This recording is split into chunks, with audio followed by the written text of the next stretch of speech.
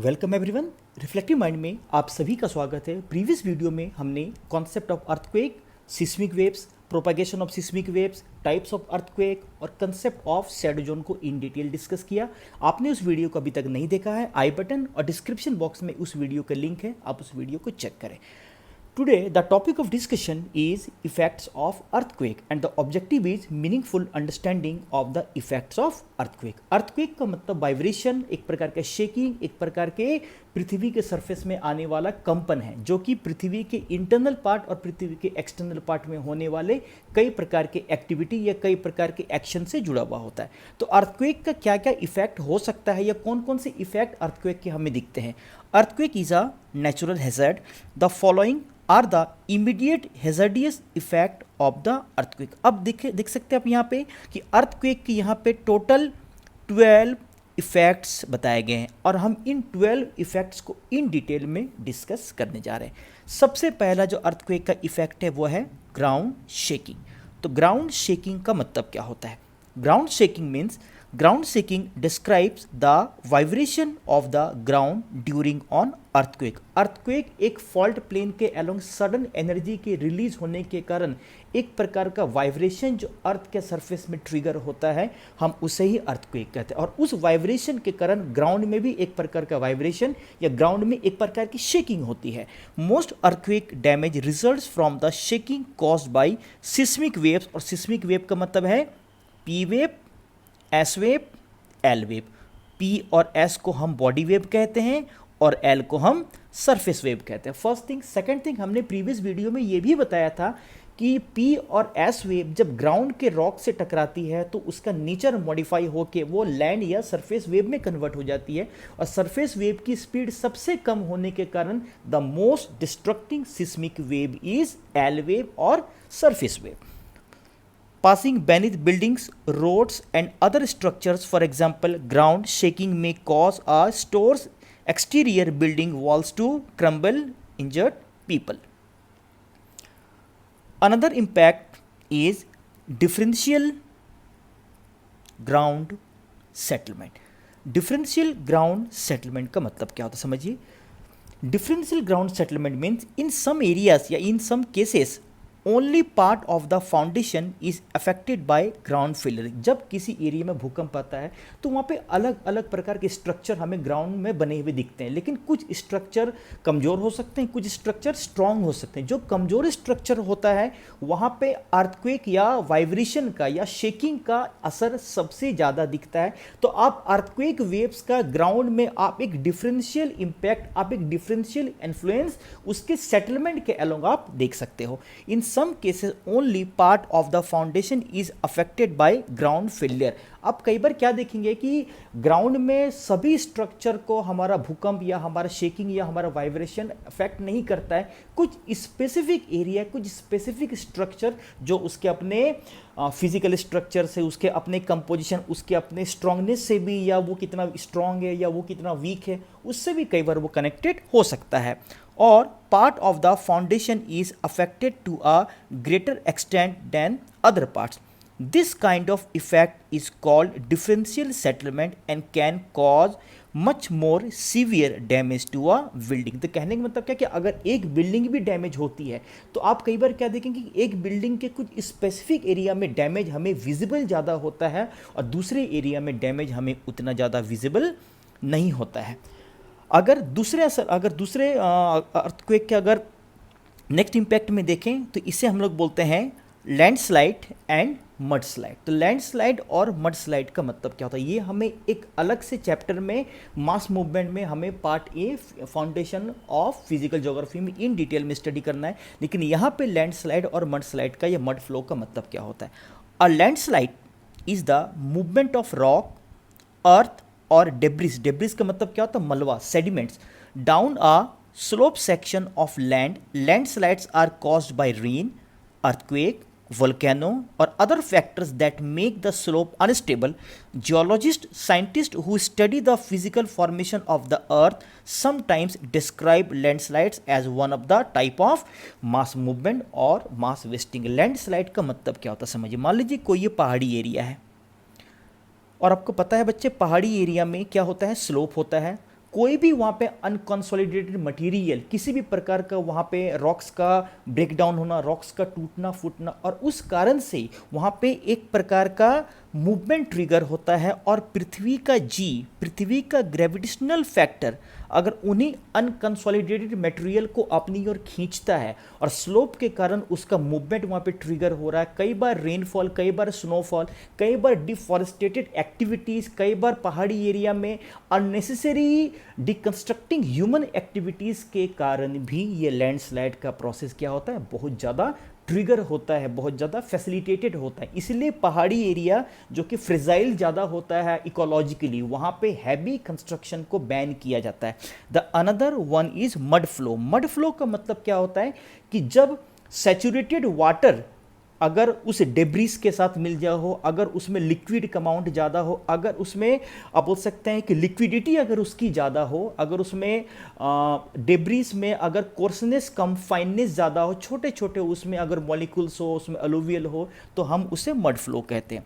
A flowing mass of soft, wet, unconsolidated earth and fine-grained debris made fluid by rain और melted snow। अब देखिए यहाँ पे rain का भी रोल हो सकता है और मेल्टेड स्नो का भी रोल हो सकता है। इसका मतलब क्या है कि जो स्नोफॉल वाले एरिया वहाँ पे भी मड फ्लो हो सकता है, और जो सिंपल जो रेनफॉल वाले एरिया वहाँ पे भी मड फ्लो हो सकता है, and often building up great speed. Next में आप देख सकते हैं, इस इमेज में आप लैंडस्लाइड को देख सकते हैं, यहाँ पे लैंडस्लाइड दिखा हुआ है। नेक्स्ट इमेज में देखें तो यहाँ पे आपको मड फ्लो दिख रहा है। अगर आप इस इमेज को मैं थोड़ा सा अगर जूम करूँ तो देख सकते हैं यहाँ पे थोड़ा सा लिक्विड का अमाउंट यहाँ पे आपको ज़्यादा दिख रहा है, लेकिन अगर आप इसके पहले वाली इमेज में देखें तो ये ड्राई ज़्यादा है। तो मड फ्लो में हमें लिक्विड या हमें वहाँ पे एक सैचुरेशन लिक्विड का ज़्यादा दिखता है, लेकिन अगर लैंडस्लाइड की बात करें तो वो थोड़ा सा ड्राई ज़्यादा होता है। Next one is soil liquefaction और अर्थक्वेक लिक्विफैक्शन। ये भी कुछ लिक्विड से ही या लिक्विडिटी से जुड़ा हुआ है। कई बार क्या होता है कि अर्थक्वेक जब आता है ग्राउंड सरफेस में, जब किसी प्रकार का वाइब्रेशन होता है, तो जो सॉलिड जो सॉयल होती है वो किसी कारण से डिकम्पैक्ट हो जाती है, और डिकम्पैक्ट होने के कारण वो अपने कंपैक्टनेस को धीरे धीरे करके लूज करना शुरू करती है, और उस कारण से जब वहाँ पे लिक्विडिटी बढ़ जाती है, जब वहाँ पे वेटनेस का अमाउंट बढ़ जाता है, तो उस पर डिपेंडेंट जो भी हैवी स्ट्रक्चर्स हैं, जो भी बिल्डिंग्स हैं, जो भी आप बोल सकते हैं ह्यूमन लैंडस्केप है, वो धीरे धीरे करके डिस्ट्रॉय होना शुरू हो जाता है। हम इसी को सॉइल लिक्विफैक्शन कहते हैं। सॉइल लिक्विफैक्शन ग्राउंड फेलियर और loss of strength that causes otherwise solid soil to behave temporary. Temporary का मतलब क्या था, फॉरएवर के लिए नहीं होता, कुछ देर के लिए, temporary as a viscous liquid. The phenomena occurs in water saturated unconsolidated soil। ये जनरली उस जगह पे अकर होता है जहाँ पे वाटर की अवेलेबिलिटी ज़्यादा होती है, और अनकॉन्सोलिडेटेड मटेरियल का मतलब क्या होता है, जो कंपैक्ट नहीं होता है, जो थोड़े से ढीले होते हैं, जो थोड़े से लूज मटेरियल्स होते हैं, वहाँ पे सॉइल लिक्विफैक्शन और अर्थक्वेक लिक्विफैक्शन की घटनाएं ज़्यादा दिखी जाती है। Affected by seismic S wave which cause ground vibrations during earthquake. Although earthquake shock is the best known cause of liquefaction। तो यहाँ पे क्या है कि earthquake shock या जो शेकिंग होती है, जो वाइब्रेशन होता है, उसे soil liquefaction का सबसे important reason माना जाता है। Certain construction practices including blasting and soil compaction, poorly drained fine grain. Poorly drain का मतलब क्या होता है, एक ऐसा सॉइल जिसमें से वाटर इजीली गो थ्रू नहीं कर पाती है, और जिसमें मॉलिक्यूल्स बहुत ही फाइन होते, बहुत ही छोटे छोटे होते हैं, such as sandy, silty and gravelly soils are the most susceptible to liquefaction. Next में देखें जिसे हम लोग बोलते हैं एवलांचे। एवलांचे का मतलब क्या होता है, अगर पहाड़ी एरिया के ऊपर वाले एरिया, हाई ऑल्टीट्यूडनल एरिया में जहाँ पे बर्फ़ जमी होती है, तो फ्रेश स्नो के कारण ऊपर वाले बर्फीले एरिया में धीरे धीरे करके जब स्नो कंपैक्ट होना शुरू होता है, स्लीट बनता, आइस बनता, उसके कारण ऊपर का फ्रेश स्नो अपने एग्जिस्टिंग स्नो पे प्रेशर डालता है, और उस कारण से स्नो नीचे की ओर due to slope and due to earth gravity धीरे धीरे करके वो मूव करना शुरू होता है, और जो वैली में रहने वाले लोगों के लिए एक बहुत बड़ा आप बोल सकते हैं हैजार्ड है, हम उसे ही एवलांचे कहते हैं। An avalanche is a mass of snow, snow का आप इसे मास कह सकते हो, that slides rapidly down an inclined slope, inclined slope का मतलब क्या होता है, जहाँ पे स्लोप जनरली ज़्यादा होता है, such as a mountain side or the roof of the building. Avalanche are triggered by either natural forces भूकंप के कारण हो जाए या फिर किसी कारण से ऊपर वाले एरिया में लैंडस्लाइड हो जाए, उस कारण से भी, like precipitation, wind drifting snow, rapid temperature changes का कारण। रैपिड टेम्परेचर चेंजेस का मतलब क्या होता है कि अगर टेम्परेचर अचानक से बढ़ गया तो धीरे धीरे करके क्या होता है, वहाँ पे आइस मेल्ट होना शुरू होता है। आइस मेल्ट होने के कारण स्नो का एरिया धीरे धीरे करके डिकम्पैक्ट होना, धीरे धीरे करके उसका जो कंपैक्टनेस तो वो कम होना शुरू हो जाता है, तो वो धीरे धीरे करके नीचे की ओर फ्लो करना या स्लाइड करना शुरू करता है। या फिर human activity like deconstructing activities के कारण, रोड कंस्ट्रक्शन के कारण, डिफॉरेस्टेशन के कारण, एनी अदर एक्टिविटीज़ के कारण माउंटेनियस एरिया में या हाई ऑल्टीट्यूडनल माउंटेनियस एरिया में हमें एवलेंचे दिखता है। They are among the most serious hazards to human life and property. Avalanches are sometimes called snow slide. तो ये बात याद रखेंगे कि एवलेंचे को हम कई बार स्नो स्लाइड्स भी कहते हैं। आप इसमें एवलेंचे के, आप इस इमेज में आप एवलेंचे को देख सकते हैं किस प्रकार से बर्फ़ की आंधी है ना पहाड़ के ऊपर वाले एरिया से नीचे की ओर आती है, और इसे रास्ते में जो भी स्ट्रक्चर, जो भी चीज़ें मिलती है उसे कंप्लीटली वो दफन कर देती है, ख़त्म कर देती है। तो आप देख सकते हैं कि एवलेंचे एक बहुत बड़ा हैजार्ड है ना। Next one is surface rupture और ग्राउंड रप्चर, या कई बार हम इसे ग्राउंड रिप्लेसमेंट या ground displacement, not replacement sorry, ground displacement भी कहते हैं। अब देखिए, आपको पता है कि अर्थक्वेक जनरली क्या होता है, कि अर्थक्वेक का मतलब क्या होता है, एक जो क्रिस्टल रॉक्स में जो एक प्रकार का गैप आता है जिसे हम लोग फॉल्ट कहते हैं, और उस फॉल्ट प्लेन के अलोंग सडनली एनर्जी रिलीज होती है जिसे हम ग्राउंड में एक शेकिंग, एक वाइब्रेशन के फॉर्म में फील करते हैं।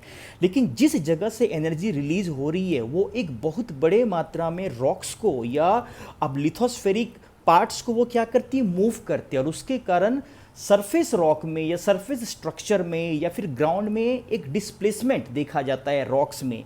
हम उसी को कई बार सरफेस रप्चर, कई बार ग्राउंड रप्चर या कई बार ग्राउंड डिस्प्लेसमेंट भी कहते हैं। आप इस इमेज में, इस पार्ट में आप ग्राउंड डिस्प्लेसमेंट को आप देख सकते हैं। Surface rupture caused by normal faulting along the during the surface rupture और ग्राउंड रप्चर और ग्राउंड डिस्प्लेसमेंट इज द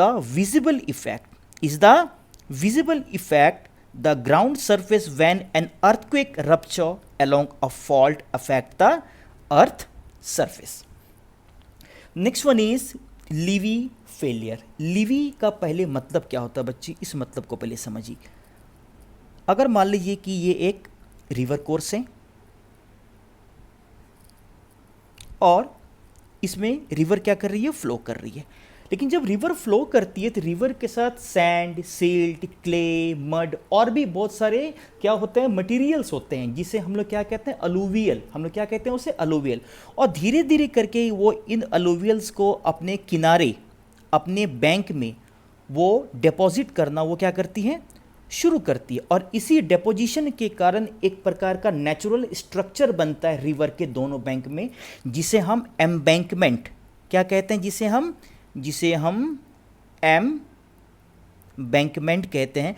और इसी एम्बैंकमेंट का एक नाम क्या है, लीवी। क्या इसे, लीवी। लेकिन कई बार क्या होता है कि जब ग्राउंड शेकिंग होती है, ग्राउंड में वाइब्रेशन होता है, तो चूंकि पूरी ग्राउंड ही वाइब्रेट कर रही है और रिवर भी उसी ग्राउंड पे ही क्या कर रही है, नेचुरली फ्लो कर रही है, तो उसके कारण क्या होता है कि कई बार ये जो रिवर के जो किनारे वाले भाग है, जो लीवी वाला पार्ट है, ये धीरे धीरे करके ब्रेक हो जाता है, टूटने लगता। और टूटने के कारण जो वाटर का फ्लो जो अभी तक रिवर बेड के अलोंग था, वो रिवर बेड के बियॉन्ड अपने आसपास के एरियाज में धीरे धीरे करके स्प्रेड करना शुरू करता था। आपने कई बार सुना होगा कि भूकंप के कारण कई सारे पहाड़ी एरिया में रिवर ने अपने कोर्स को चेंज कर लिया, अपने डायरेक्शन को चेंज कर लिया, और जिस एरिया में रिवर नहीं बह रही थी उस एरिया में भी कई बार फ्लैश फ्लड या कई बार बहुत बड़े अमाउंट में फ्लड आ गया। तो उसका सबसे बड़ा कारण क्या होता है, लीवी फेलियर। लीवी फेलियर का मतलब ही होता है कि जब रिवर अपने एम्बैंकमेंट को, अपने किनारों को जब वो तोड़ देती है due to ground displacement due to shaking, due to vibration, हम उसी को लीवी फेलियर कहते हैं। अ लीवी ब्रिज और लीवी फेलियर, हम कई बार इसे लीवी ब्रिज भी कहते हैं इसे, है ना। Is a situation where a levee fails और is intentionally breached causing the previously contained water to flood the land behind the levee. Next one is tsunami. Tsunami में दो बेसिक टर्म को आप पहले समझिए, एक होता है सू और एक होता है नामी। सुनामी एक जापानीज टर्म है। सू का मतलब होता है हार्बर, पोर्ट, और नामी का मतलब होता है गैगेंटिक वेव्स। कहने का मतलब क्या है कि हार्बर या पोर्ट एरिया में आने वाला गैगेंटिक वेव जो सी बेड में आने वाले अर्थक्वेक के कारण ओरिजिनेट होता है, हम उसे ही सुनामी कहते हैं। A tsunami is a series of waves caused by earthquakes और under sea volcanic eruptions. Tsunamis are giant waves caused by earthquake और volcanic eruption under the sea. हम सुनामी को यहाँ पे डिटेल में डिस्कस नहीं कर रहे हैं क्योंकि हम एक अलग से पूरी डेडिकेटेड वीडियो सुनामी पे बनाएंगे। सुनामी किस तरीके से ओरिजिनेट होता है, किस तरीके से सुनामी वेव्स का प्रोपेगेशन होता है, किस तरीके से कोस्टल एरिया में उसकी फ्रीक्वेंसी बढ़ती है, उसका वेवलेंथ कम हो जाता है, तो हम इसे नेक्स्ट वीडियो में हम डिटेल में कवर करेंगे। तो अर्थक्वेक के इफेक्ट में ground shaking, differential ground settlement, land and mud slides, soil liquefaction, ground lurching. Lurching का मतलब ही होता है कि अनकंट्रोल्ड मूवमेंट, एब्रप्ट मूवमेंट, उसी को ग्राउंड लर्चिंग कहते हैं। Avalanche, ground displacement, fires. Structural collapse का मतलब होता है, आप इस इमेज को देखिए, स्ट्रक्चरल कोलैप्स का सीधा सा मतलब होता है कि ग्राउंड पे जो भी बिल्डिंग, जो भी मॉल, जो भी अब स्ट्रक्चर बने हुए वो वाइब्रेशन के कारण, शेकिंग के कारण धीरे धीरे करके वो टूटना शुरू होते हैं, धीरे धीरे करके अपनी जगह पे वो गिर जाते हैं, हम उसी को स्ट्रक्चरल कोलैप्स कह सकते हैं। डिस्कशन में आगे बढ़ें। The first 6 listed above are some bearings upon landforms. अगर पहले 6 को देखें तो इनका ग्राउंड पे बड़ा नहीं बोल सकते कि डिकंस्ट्रक्टिव इंपैक्ट देखा जाता है। Ground shaking, differential ground settlement, land and mud slide, soil liquefaction, ground lurching and avalanche का। while others may be considered the effects causing immediate concern to the life and properties of people। बाकी अगर 6 को देखें, जैसे ground displacement, flood from dam and levee failure, fire, structural collapse, falling objects and tsunami, इसका हमारे life पे बहुत ही खतरनाक असर देखा जाता है। और इस दौरान बहुत बड़े पैमाने पे हमें कई बार वहाँ पे लाइफ को, प्रॉपर्टी को सेव करने के लिए कई बहुत बड़े पैमाने पे हमें एक्टिविटी या काम करना होता है। The effect of tsunami would occur only if the epicenter of the tremor is below oceanic water and the magnitude is sufficiently high। Tsunami तभी जनरेट होता है, सुनामी वेव्स तभी ट्रिगर होते हैं जब एपिसेंटर लैंड पे ना होके ओशन, सी या वाटर बॉडी के बेड में हो। सबसे बड़ी बात याद रखिएगा, अगर लैंड में अगर एपिसेंटर है, एपिसेंटर का मतलब क्या होता है कि फोकस के ऊपर में वो सेंटर जहाँ पे सबसे पहले अर्थक्वेक वेव्स को, सिस्मिक वेव्स को रिकॉर्ड किया जाता है, उसको फील किया जाता है, उसको एक्सपीरियंस किया जाता है। लेकिन जब वो एपिसेंटर जब तक वाटर बेड में, ओशन बेड में, सी बेड में नहीं होगा, तब तक वो ओशन वाटर को किसी भी तरीके से डिस्प्लेस ना करके वहां पे किसी प्रकार के सुनामी लाइक जियांट सी वेव को और ओशन वेव को वो ट्रिगर नहीं कर सकता है। Tsunamis are waves generated by the tremors and not an earthquake in itself. कहने का मतलब क्या है कि सुनामी एक ऐसा वेव है जो ट्रेमर का मतलब एक प्रकार का शेकिंग, एक प्रकार का वाइब्रेटिंग इफेक्ट है जिसके द्वारा वो क्या होता है, जनरेट होता है। Its effects are devastating provided the magnitude of the quake is more than 5 on Richter scale। जब तक कि उसका मैग्नीट्यूड बहुत ज़्यादा नहीं होगा, जब तक कि एनर्जी बहुत ज़्यादा बड़े पैमाने पे रिलीज ना हो, तब तक बहुत बड़े पैमाने पे ओशन बेड में मूवमेंट ना हो, तब तक हमें सुनामी वेव का प्रोपेगेशन या उसका ओरिजिनेशन जनरली नहीं दिखता है। Frequency of earthquake occurrence. अब देखिए इस इमेज में यहाँ पे सुनामी के बारे में डिटेल में बताया गया कि कैसे 2004 में इंडियन सबकॉन्टिनेंट में, इंडियन ओशन में, इंडोनेशिया के पास सुनामी वेव जनरेट हुआ था और उस कारण से बहुत बड़े पैमाने पे डिवेस्टेशन हुआ था। लेकिन हम सुनामी के अलग से वीडियो में हम इसे पूरे डिटेल में डिस्कस करेंगे और भी कुछ टेक्निकल बातों को हम सुनामी के अलग वीडियो में बताएंगे। The earthquake is a natural hazard. If a tremor of high magnitude takes place it can cause heavy damage to the life and property of the people. However, not all the parts of the globe necessarily experience major shock. पृथ्वी के पूरे भाग को देखें, उसके हर भाग में generally हमें बड़े अर्थक्वेक या शेक या वाइब्रेशन नहीं दिखाई देते। कुछ स्पेसिफिक एरिया हम इसे प्लेट टेक्टोनिक थ्योरी में डिटेल में करेंगे कि किस प्रकार से जो मेजर ओशंस, उसमें भी जो पैसिफिक ओशन का जो कोस्टल एरिया है, north America, south America, Asia, Australia, New Zealand, इनके आसपास के एरिया में वर्ल्ड में सबसे बड़े पैमाने पे भूकंप आप देख सकते हैं, volcanic activity, mountain building activity है ना, और सुनामी की घटनाएं ज़्यादा देखी जाती है यहाँ पे। We shall be discussing the distribution of earthquake and volcano with some details in the next chapter. Note that the quakes of high magnitude, for example 8+ are quite rare.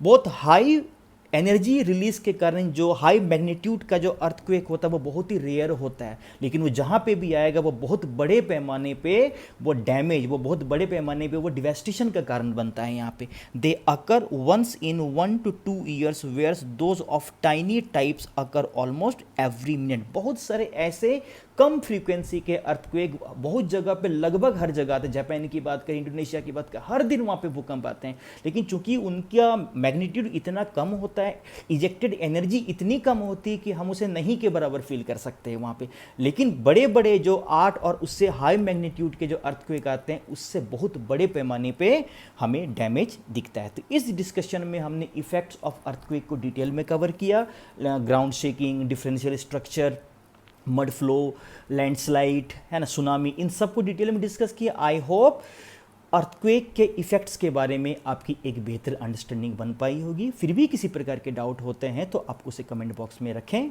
हम वहाँ पे सभी क्वेश्चंस के आंसर करने की पूरी कोशिश करेंगे।